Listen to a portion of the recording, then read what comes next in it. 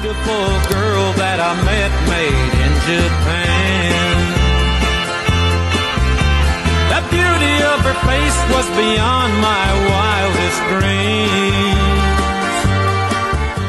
Baik, Assalamualaikum warahmatullahi wabarakatuh. Kami dari kelompok 5 akan memaparkan mengenai proyek yang telah kami buat, yaitu membuat perusahaan fiktif dan mengimplementasikannya dengan Odoo. Sebelum itu, izinkan kami memperkenalkan diri. Saya Adina Syan Aziza. Saya Kartika Firda Octavia. Saya Azkia Priscilla Andani Kusuma. Saya Cinta Maulidina Hozali. Baik, langsung ke penjelasan.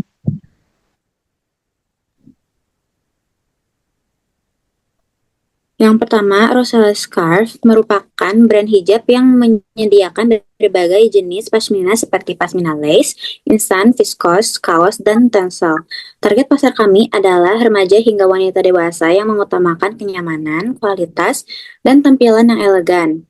Nama Rosella sendiri terinspirasi dari bunga rose yang melambangkan keindahan dan kelembutan. Sebagai ciri khas, setiap produk kami memiliki aroma mawar lembut sehingga memberikan pengalaman yang lebih berkesan bagi pelanggan. Melalui Rosella Scarf, kami ingin menghadirkan produk hijab yang nyaman dipakai, berkualitas, dan cocok digunakan dalam aktivitas sehari-hari.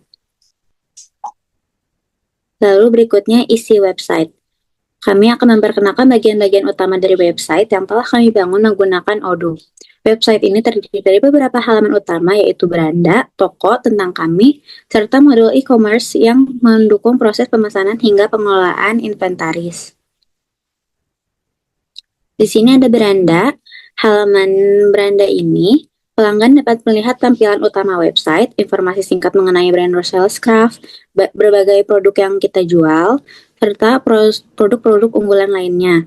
Tujuan halaman ini adalah memberikan kesan pertama yang menarik sehingga pengunjung tertarik untuk menjelajahi produk lebih lanjut. Berikutnya toko. Baik, isi website selanjutnya yaitu halaman toko. Pada halaman ini seluruh produk yang kami jual itu ditampilkan berupa foto, nama produk, informasi singkat, dan harga dari masing-masing produk. Kemudian apabila pelanggan tertarik, mereka dapat memilih produk yang mereka inginkan, kemudian melihat detail produk, menentukan jumlah pembelian, memasukkan ke dalam keranjang, dan melakukan proses checkout. Next. Halaman selanjutnya yaitu tentang kami, di mana halaman ini berisikan mengenai profil dari Rosella Scarf. Halaman ini berisi informasi mengenai profil, terus latar belakang berdirinya brand, tujuan bisnis, hingga nilai-nilai yang ingin kami sampaikan kepada pelanggan. Isi dari tentang kami ini juga kami harap bisa meningkatkan kepercayaan pelanggan terhadap bisnis yang kami jalankan. Kemudian modul e-commerce, di sini modul ini memungkinkan pelanggan untuk melakukan pembelian secara online, mulai dari membeli produk, memasukkan keranjang, sampai proses checkout. Semua data transaksi akan tersimpan secara otomatis di dalam sistem, sehingga memudahkan admin dalam mengelola penjualan. Dengan adanya modul ini, proses penjualan menjadi lebih mudah, cepat, dan juga terintegrasi. Baik, selanjutnya ada di modul order. Nah, pada modul ini itu, admin itu dapat melihat daftar pesanan, status dari transaksinya, data pelanggannya, serta bisa melakukan juga konfirmasi terhadap pesanan yang masuk. Nah, dengan demikian, proses pengelolaan pesanan itu akan menjadi lebih teratur dan efisien. Next. Nah, selanjutnya masuk ke modul inventaris. Di sini itu ada overview dan pengiriman. Nah, pada halaman overview ini memberikan ringkasan seluruh aktivitas inventaris seperti jumlah produk yang ada, status operasional gudang, dan proses pengiriman yang sedang berlangsung. Nah, selain itu, di sini ada juga menu pengiriman atau delivery order yang digunakan untuk mengelola proses pengiriman barang kepada pelanggan. Nah, setelah pesanan dikonfirmasi, sistem akan membuat data pengiriman sehingga admin ini dapat memantau status pengiriman mulai dari barang yang siap dikirim hingga barang yang sudah diterima pelanggan. Nah, dengan begitu, proses distribusi ini menjadi lebih terstruktur dan lebih mudah dipantau. Next. Nah, selanjutnya ada halaman inventaris fisik dan produk. Pada inventaris fisik, ini itu digunakan untuk mencocokkan jumlah stok yang tercatat di sistem dengan stok yang benar-benar ada di gudang.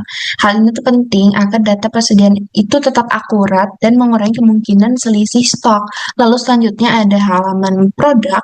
Nah, admin di sini dapat melihat informasi lengkap setiap produk termasuk jumlah stok yang tersedia atau on hand, yaitu jumlah produk yang saat ini masih tersedia di gudang dan siap untuk dijual kepada pelanggan.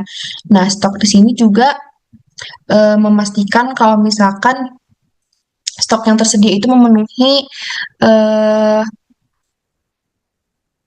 produk yang akan dibeli. Next.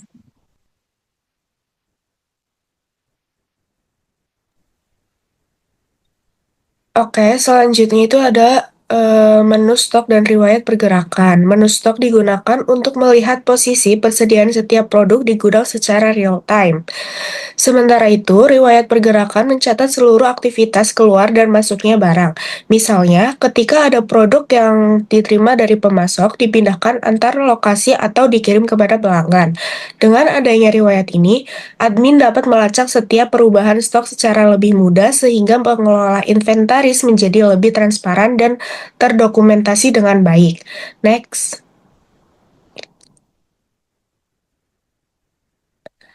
Selanjutnya, ada analisis pergerakan dan metode pengiriman. Lalu, analisis pergerakan digunakan untuk melihat laporan mengenai aktivitas keluar masuk barang.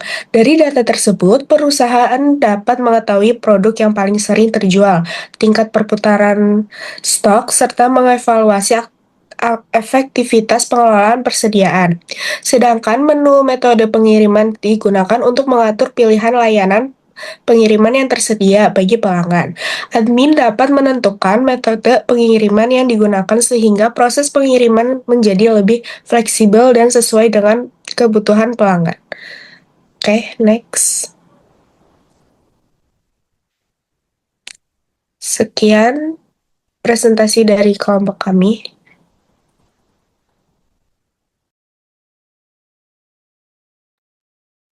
Mohon maaf bila ada kesalahan.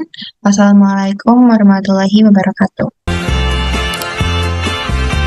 The beauty of her face was beyond my wildest dreams.